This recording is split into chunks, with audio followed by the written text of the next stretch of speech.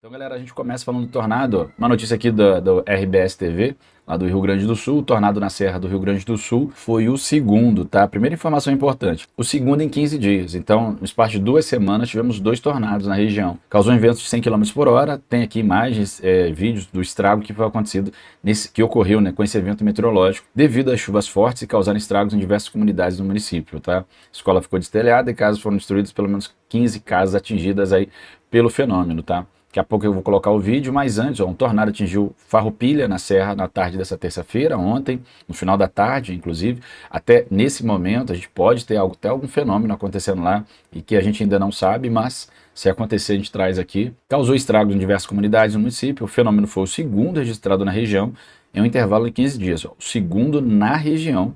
Lá no Rio Grande do Sul, no intervalo de 15 dias, é muita coisa, tá? Segundo o Centro de Monitoramento da Defesa Civil Estadual. Imagens aéreas mostram destroços espalhados em diversas direções, características típicas de tornado. De acordo com a Climatempo, as rajadas possivelmente superaram 100 km por hora, com base no padrão de danos vistos na localidade. O interior de Farroupilha está na área mais atingida.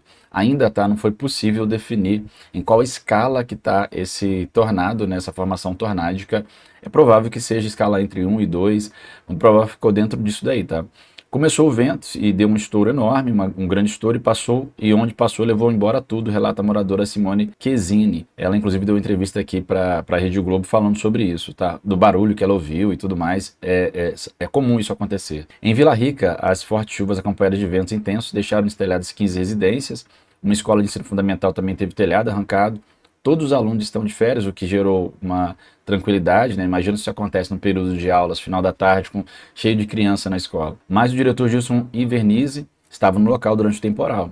É estranho você olhar para cima e ver o céu. Foi o tempo de me abaixar, daí começar a ver os armários caindo do lado, bandeiras caindo em cima de mim, disse ele, tá? E aqui a gente tem, inclusive, uma amostra do vídeo que mostra um pouco dessa situação. De acordo com Fábio Arrudo, a Mesadri, coordenador de Defesa Civil, ainda não há informações de feridos, não teve feridos, né? Se tivesse feridos, a gente teria visto, com certeza, já teria aparecido pessoas aí feridas, tá? Então, olha só, a destruição, imaginar que um vento pode ter força suficiente para destelhar casas dessa maneira, para arrancar telhado como se não fosse nada, é uma coisa impressionante. Você viu que ele atingiu até o parquinho. Imagina se fosse no momento onde tivesse acontecendo as aulas, tá? Provavelmente iria gerar muitos problemas e aí a gente poderia ter realmente uma tragédia aqui. Nós tivemos queda de postes, vários destelhamentos, pessoas em princípio desabrigadas. Estamos fazendo atendimento, verificando se elas têm local para ficar ou se vão necessitar de apoio no município, afirmou. E aqui imagens aéreas. Olha só aqui, pessoal, o caminho, né? Aqui dá para ver que tem um trajeto, né? Ele fez aquele trajeto e arrancando. O interessante também desse fenômeno tornádico, o tornado em si, é que ele não é como o furacão ou como os ciclones, que são fenômenos atmosféricos muito maiores que conseguem abarcar regiões maiores. Ele é um fenômeno menor, então ele pode passar e destruir uma casa e a casa do lado não ser destruída. Dependendo do tamanho dele, ele vai destruir o que tiver no caminho, mas o que tiver do lado, próximo ali, vai ficar muitas vezes intacto, o que é impressionante também, tá? Houve também registro de 2 árvores de grande porte caídas numa rua da Pedro Antonello, no acesso ao bairro 1º de Maio, e outra em uma estrada da comunidade de São Luís. Já no bairro Imigrante, as equipes atenderam um destelhamento em uma residência, um prédio residencial, localizado aí na rua Luiz Seben. Ao longo da véspera de Natal, as instabilidades com chuva moderada e pontualmente forte seguem atuando em praticamente todo o estado, tá? Então, isso vai continuar nesses próximos dias, o que exige, claro, alerta e atenção para o Rio Grande do Sul, para Santa Catarina, para a região oeste do Paraná, que são as zonas onde hoje a gente tem os maiores riscos desse fenômeno acontecer, tá? Você vê que nessa mesma região já tivemos um outro tornado, claro que foi um tornado menor, não atingiu, não destelhou casa, não provocou um problema do tamanho desse daí, mas são fenômenos que têm se repetido aí no território brasileiro, tá? Tornado em si, claro que eu estou com uma imagem aqui de um tornado impressionante, não é esse tipo de tornado que aconteceu lá no sul do Brasil, mas dependendo das condições atmosféricas ele pode se tornar algo impressionante ou algo impactante, tá? Para ter uma ideia, aqui a gente tem as ocorrências de atividade tornádica no território brasileiro e a gente vê que elas são muito concentradas realmente no sul do Brasil, nos 3 estados do sul, que aí pega o Rio Grande do Sul, Santa Catarina, no Paraná, pega também grande parte do território de São Paulo, pega ali o Mato Grosso do Sul, alguma coisa em Minas Gerais, muito pouca coisa no Rio de Janeiro, muito pouca coisa no Espírito Santo. Vai ter estado como o Acre que nunca teve registros, por exemplo, de tornados terem acontecido. O Amazonas tem um registro. Então, quando a gente vai, Maranhão tem um registro, Piauí não tem nenhum registro, alguns estados não tem nenhum registro, ou tem um registro, 2 registros, e mesmo assim esses registros são de pequenas formações tornádicas, tá? Onde você tem mais tornados, de maneira geral, é o sul e parte do sudeste e centro-oeste, com destaque para os 3 estados do sul, destaque aqui para São Paulo, destaque para Mato Grosso do Sul e também alguma coisa em Goiás. São os estados onde as condições são mais propícias normalmente, tá? Deixa eu ver aqui, tem mensagem, né? A Patrícia tá chegando. Boa noite, Patrícia, tudo bem? Minha solidariedade aos irmãos do Sul. Ontem brinquei com você que estavam 50 graus, mas hoje conseguiu ficar mais quente ainda, é verdade, impressionante, tá? Espero que a previsão de chuvas no dia 31, ela se confirme e a gente também torce, tá, Patrícia, para se confirmar, porque realmente a previsão para amanhã é mais quente do que hoje ainda. É impressionante que aqui para o Rio de Janeiro, você está entrando no Rio de Janeiro, né? A previsão é da temperatura ainda aumentar de hoje para amanhã. Você vê que a atmosfera está extremamente quente, você vê, a gente está à noite e a temperatura está elevadíssima, né? Está muito quente, está muito quente. Esse bloqueio atmosférico está realmente funcionando de uma maneira intensa e dá essa sensação complicada. Se você não tem um ar-condicionado ali no talo para você poder ficar tranquilo, é dor de cabeça, né? Mas ao mesmo tempo, você tem um ar-condicionado, tem que pagar a conta que fica mais cara, uma coisa acaba puxando a outra. Mas nesse momento não tem muita mudança para amanhã não. O que pode acontecer é de pequenas potenciais de chuva no final do dia, aquela chuva de verão, mas chuvas menos intensas, não chuvas muito intensas não, mas pode ter algumas pancadas de chuva tanto no Rio de Janeiro como em São Paulo. A previsão deu uma mudada com relação a isso, tá? Já tem alguns acumulados de chuva que podem chegar tanto amanhã, dia 25, quanto no dia 26, mas não é nada ainda muito significativo. Significativo é a partir de, no caso de Rio de Janeiro, segunda-feira, entre domingo e segunda, que começa a ter chuva um pouquinho maior. O pessoal já começou até a soltar fogos e olha que ainda está cedo, né? Continuando, chuva dia 31 se firme, sem trazer caos, também tem isso, né? Porque a gente tem a possibilidade, inclusive, como ela vai ser prolongada durante vários dias, podendo ser até acima de 100 milímetros por dia em alguns lugares, ela pode trazer problemas. A Cátia, algum país, Thalita, em qual... A Cátia, algum país em qual São Paulo... Ih, Thalita, eu não entendi direito, Cátia, eu não entendi direito aqui a pergunta, mas vou tentar compreender um pouco melhor. Vou chorar, professor, só penso nas pessoas que não têm ar-condicionado. Eu não tenho ar-condicionado. E nos pets, né? Aqui, coitado, eu tenho cachorro, tenho gato, as crianças gostam muito aqui, minha esposa gosta, e é delicado, né? A gente tem que ter um cuidado danado, porque assim como a gente sofre, os animais também sofrem, né? A gente tem que ter também uma preocupação, é importante, né, se até levantar essa questão, porque os animais estão também sofrendo e sofrem bastante com essas ondas de calor, assim como sofrem quando chove muito e tudo mais. A gente tem uma preocupação com os animais que também deve ser levado em consideração. O VRA 9550, o calor aqui no Rio de Janeiro está insuportável. Os 2 ar-condicionados do apartamento e 5 ventiladores ligados no apartamento para aguentar. Só assim, né? Só assim. O país está todo em alerta. Kátia, o Brasil está... Para amanhã, nós temos pelo menos 14 estados em alerta. Dos 26 estados do Distrito Federal, 14 têm alertas meteorológicos para amanhã. Hoje tem região que está com alerta vermelho, inclusive. Daqui a pouco eu vou mostrar as zonas de alerta climático entre hoje e amanhã. Para hoje tem zona que está com grande perigo, entre hoje e amanhã.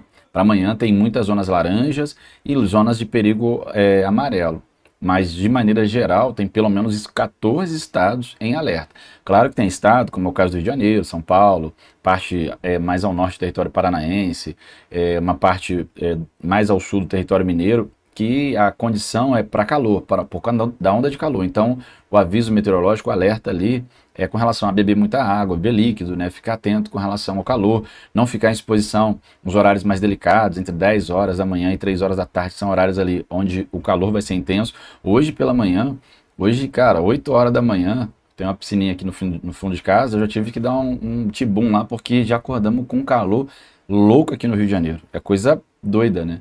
E assim, será assim nos próximos dias, né? Isso não vai mudar, pelo menos até o final de semana. A gente precisa ter atenção com relação a isso, tá? Ângela, que mora em São Paulo, aqui o Diego, você fala de São Paulo. Ah, tá tendo forte questão de terremoto. Eu posso até dar uma olhada, Kátia, com relação a isso. Até porque tem um tempinho já que eu trouxe até um vídeo anteontem, né, falando sobre os últimos tremores. A gente teve uma questão sísmica importante em Pernambuco e logo na sequência na Bahia, mas a gente tô demorando a trazer esses levantamentos sísmicos aqui, mas eu vou voltar a trazer agora que deu uma pausa na escola. Acredito que vai dar tempo para eu poder dar uma verificada nessas outras questões de fenômenos naturais no Brasil. Eu gosto de falar também sobre esses outros fenômenos que atuam no território brasileiro e mundial, e é importante também estar fazendo essa leitura. No momento, o que mais é risco para a gente, de fato, é a questão meteorológica, a questão climatológica, ela está delicada. Por quê? Porque ela está trazendo os extremos, e esses extremos estão se tornando cada vez mais importantes, E aí a gente precisa ter atenção. Sabemos que a previsão inicial para os 3 meses de verão que começou no último domingo é de calor, é de ter temperaturas mais altas do que o último verão. E ao mesmo tempo chover menos. Então a gente já precisa ter atenção com relação a isso. O verão no Sudeste chegou metendo o pé na porta. Rio de Janeiro está um forno, é verdade, é verdade. E o ciclone vai mudar aquilo. Vai ter um ciclone, a Cátia até adiantando aqui, mas para o Sudeste a gente vai ter um ciclone se formando no Sul que vai trazer frente fria, que a Patrícia até falou aqui agora há pouco sobre o dia 31, a formação de um ciclone já nesse final de semana sobre o Rio Grande do Sul, sobre a região, na verdade vai se formar na Argentina, entre a Argentina e o Paraguai, vai adentrar o território brasileiro e aí vai trazer já zonas de instabilidade que vão ter força, tá, para vencer o vórtice ciclônico e conseguir trazer frente fria, trazer massa de ar com umidade para a região sudeste do Brasil. Mas isso deve acontecer ao longo do próximo domingo. Mas antes disso, ela vai começar a se configurar já nos próximos dias, adentro do território brasileiro, e empurra massas de ar com umidade na direção do Sudeste. Mas por enquanto, para hoje e para amanhã e sexta-feira, a previsão não muda muito para o Sudeste não, para São Paulo, para o Rio de Janeiro. Voltando aqui para o ciclone, a gente já vai falar sobre essas previsões aí que a gente tem para os diferentes lugares do Brasil. Vamos falar sobre tudo, tá, galera? Eu vou dar uma olhada, tá, Cátia? Vou dar uma pesquisada daqui a pouco aqui, vou entrar no Centro de Sismologia da USP e vou dar uma olhada na questão do terremoto. Tá falando que teve um novo terremoto, eu não dei uma olhada hoje, eu não dei uma verificada nisso, que hoje, sabe que dia de festa é complicado. Hoje cedo, eu até entrei na piscina rapidinho, mas eu tive que catar manga, porque tem umas mangueiras aqui em casa, tá cheio de manga, aí, poxa, dia de festa, você tem que pegar um monte de gente pedindo, subir para catar bastante manga, peguei mamão, tem mamão aqui em casa também, tinha uns mamão até estragando, peguei, tive que capinar lote, tive que fazer um monte de coisa, e aí a esposa coloca a gente para trabalhar, né, tem que trabalhar, então eu não consegui ver muita coisa hoje sobre o que está acontecendo no mundo e no Brasil, mas como eu tinha prometido, eu falei, cara, vou falar um pouquinho com as pessoas sobre o que vai ter dos próximos dias, e depois eu volto ali para o rolê das festas, né? Mas acabei não olhando a questão sísmica, eu não olhei, mas eu dou uma olhada aqui, até pode ser uma coisa interessante. Teve um dia que teve o terremoto em Araxá, a gente estava em live no final do dia, e teve um inscrito que falou, Roger, teve um terremoto agora aqui em Minas Gerais, e tinha acabado de acontecer, o terremoto foi por volta de umas 10 e pouco, 10 e 10, né? A gente tinha começado a live por volta daquele horário, e um inscrito chamou a atenção. E de fato tinha acontecido aquele tremor, depois eu fiz até vídeo falando sobre aquilo. Então é bom quando o pessoal chama atenção para alguma coisa que está acontecendo, para a gente poder dar uma olhada lá e trazer o conteúdo aqui e falar sobre isso, tá? Sobre os tornados, até trouxe para vocês aqui, ó, o tornado mais letal do Brasil, que afetou cidades do Paraná e de Santa Catarina. Justamente regiões aí onde a gente tem um problema mais sério com relação à questão tornádica, né? Em 91, São Paulo também registrou um fenômeno climático na região de Itu, que deixou, olha que impressionante, 15 pessoas sem vida, 15 pessoas. Porém, a gente vê que são fenômenos que são delicados, sim, que a gente precisa ter cuidado, né? Não é qualquer fenômeno, estamos falando de um fenômeno que leva a vida de pessoas, né? Esse ano no Paraná nós tivemos a perda de pessoas ali por conta desse evento, que foi um evento um tanto quanto complicado, né? Que destruiu 90% de uma cidade e aquilo chamou muita atenção. Vamos dar uma olhada aqui nessa pequena reportagem, a gente vai comentando em cima dela, tá bom, galera? 1991, que um tornado matou 15 pessoas na região de Itu. O evento mais letal, né, que gerou mais óbitos no Brasil com tornado, foi no ano de 1959, na divisa entre Santa Catarina e Paraná. As cidades atingidas foram União da Vitória, no Paraná, Palmas, no Paraná, e Canoinhas, em Santa Catarina. Somando todas as localidades que foram atingidas, deu mais de 90 mortes. Um levantamento... Viram isso, pessoal? Vocês ouviram isso? Mais de 90 mortes por conta de um fenômeno tornádico no sul do Brasil. Mais de 90 pessoas perderam a vida. É claro que isso faz bastante tempo, era um outro Brasil, uma outra configuração, até com relação a alertas meteorológicos, mas olha o tamanho disso. Nós já tivemos um fenômeno aqui que deixou 90 pessoas, um fenômeno tornádico, que já deixou a morte de 90 pessoas numa região lá no final dos anos 50, lá em 1959. Daí é só para mostrar, para a gente poder ter uma ideia de como esse tipo de fenômeno ele pode ser perigoso, né? Então, tentar compreender, tentar entender, tentar ficar atento a esses fenômenos são sempre importantes, né? Sem dúvida nenhuma, até porque podem salvar vidas. Eu sei que a gente não tem ainda tecnologia para saber exatamente onde ele vai acontecer, quando vai acontecer, mas há indicativos meteorológicos que mostram para a gente ali as possibilidades que a gente tem, as possibilidades de ocorrência do fenômeno, de que maneira esse fenômeno se pode acontecer ou não. Não tem como falar, cravar, hoje vai ter, amanhã vai ter, mas dá para ver condições meteorológicas que indicam ali a possibilidade do fenômeno acontecer. Por isso é tão importante que a gente acompanhe, claro, a previsão do tempo diariamente ali para ficar atento a essas condições meteorológicas. Mas vamos dar um play aqui para a gente continuar vendo e a gente vai comentando. Feito pela plataforma de registro de tempestades severas, mostra um crescimento no número de tornados no país nos últimos 5 anos, passando de 55 registros em 2021 para 88 este ano. 2025 pode superar o ano de 2023. Só dar uma pausa aqui que a gente já superou, tá? Tanto que quando foi feita a reportagem lá em novembro, nós tinha tido aquele episódio no Paraná, coisa e tal, e já teve. Só que eu trouxe aqui para vocês mais 2 que aconteceram nessa mesma região, onde está Farroupilha, e isso em dezembro. Nos últimos 15 dias aconteceram mais 2 aqui no território brasileiro. Então a gente já tem mais tornados do que a gente já teve em toda a história, tá? Esse é o ano com maior quantidade de tornados ao longo de um ano que a gente já teve, que a gente tem registros, tá? Quando também foram registrados 88 casos. Talvez haja alguma influência das mudanças climáticas, o que é algo que ainda está sob estudo. Então, pessoal, a gente precisa saber que, de fato, é um ano atípico nesse sentido. Estamos tendo, né, mais fenômenos relacionados a tornados do que a gente teve em todo o período que a gente fez o levantamento. Não é o momento que mais perdeu vidas, porque a gente viu ali que o maior fenômeno foi lá atrás, né, em 1959, onde a gente teve um tornado letal, tá? Diz até assim, ó, na última sexta-feira, dia 7, isso de novembro, tá? A região sul foi atingida por um tornado considerado um dos maiores da história do Brasil. Não foi o maior, mas um dos maiores. No entanto, mais letal, que não precisa ele ser o maior para ser o mais letal. São coisas diferentes, tá, pessoal? A gente fala de letalidade, a quantidade de pessoas que perdem a vida. Ele pode ser extremamente potente, um F5, e acontecer no meio do mato, na vegetação, e não destruir pessoas. Ou ele pode ser um F2, F3, que é uma escala menor de velocidade do vento, e ser extremamente destruidor, porque aconteceu numa zona mais urbanizada, com mais pessoas. Então, não é o fato de ser mais intenso, não quer dizer que ele vai ser mais letal. Mais letal não foi o mais intenso. O mais letal já registrado no Brasil aconteceu em 1959, na divisa entre Santa Catarina e Paraná. Deixou cerca de 90 pessoas sem vida. Em São Paulo, em 91, nós tivemos um outro fenômeno também bem marcante, que deixou 15 pessoas sem vida na região de Itu. O evento mais letal de todos, gerou mais óbitos no Brasil, com tornados foi em 59, na divisa entre os 2 estados que a gente falou aqui. As cidades atingidas foram União da Vitória, no Paraná, Palmas, no Paraná, Canoinhas, em Santa Catarina. Somando todas as localidades que foram atingidas, deu mais de 90 pessoas sem vidas. Relembra Hernani Lima, especialista em tornados do Instituto Nacional de Pesquisas Espaciais do INPE, tá? Levantamento feito pela plataforma de registro de tempestades severas mostra um crescimento do número de tornados no país nos últimos 5 anos, passando de 55 lá em 2021, 55, tá? Olha como cresceu. Esse ano já chegamos a 90, para 88 esse ano.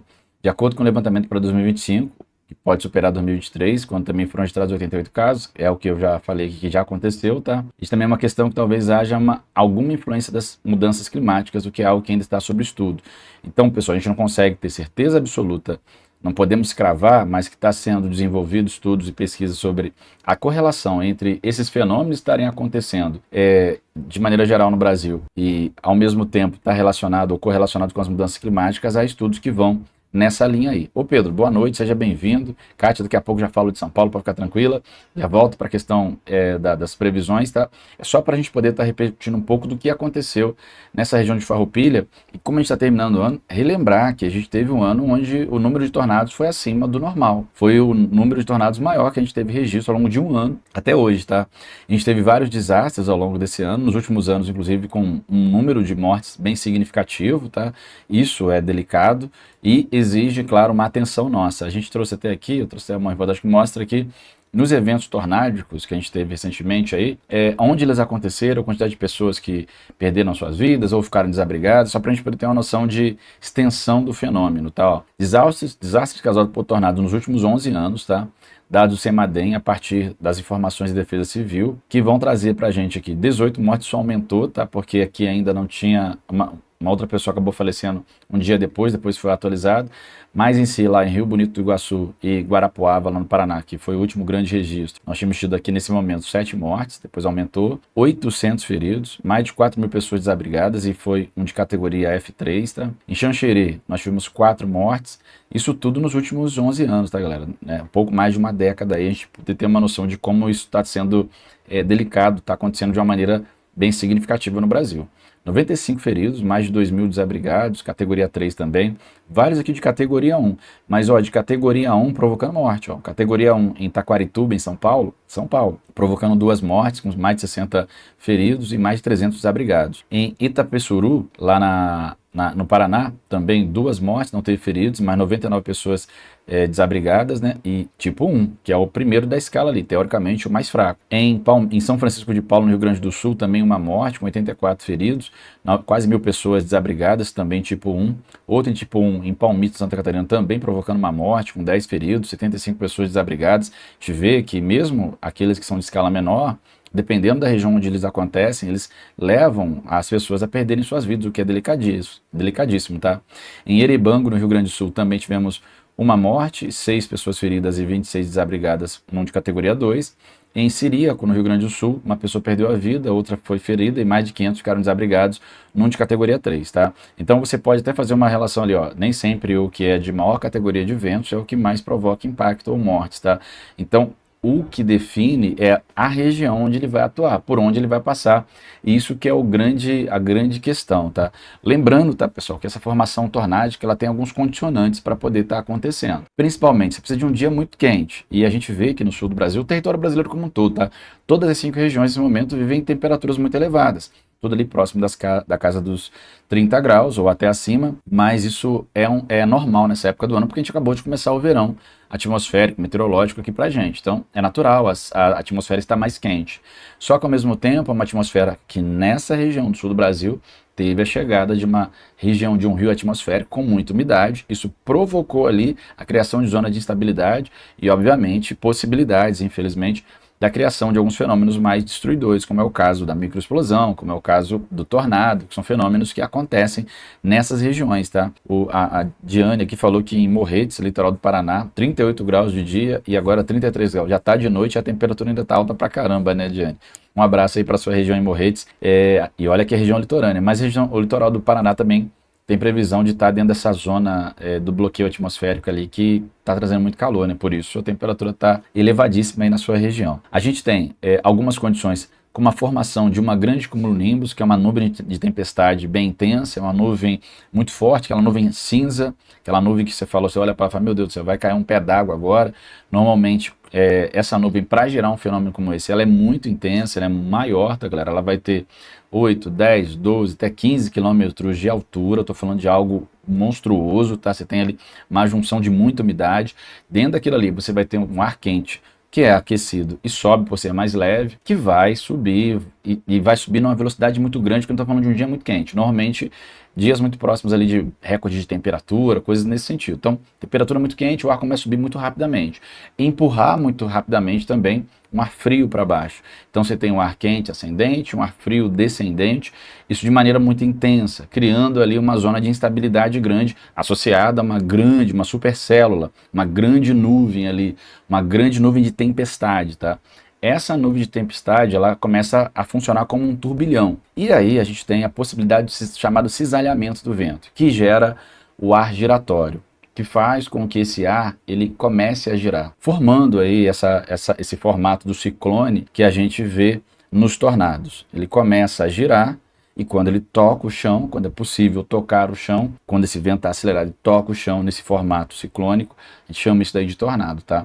Então você tem algumas condições que são importantes para poder, de alguma forma, acontecer esse fenômeno. São fenômenos muito localizados, são fenômenos locais, não são fenômenos de grande extensão, não atuam por muito tempo, normalmente é coisa de alguns minutos, 5 minutos, 10 minutos, 20 minutos, 15 minutos, não é uma coisa que dura horas, por exemplo.